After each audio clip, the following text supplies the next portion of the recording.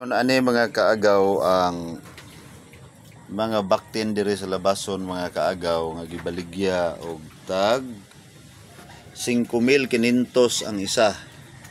Inani kadagko. Hapit mag-usa ka bulan og tunga sa iyahang inahan. Oh. Nani siya mga kaagaw, usa ka bulan og tunga gikan sa iyang inahan. Oh. Unang naagi baligya ng lagtag 5,500. Mao na mga kaagaw nga ang mga baboy karong panahon na nagyud basta-basta mahal na gyud.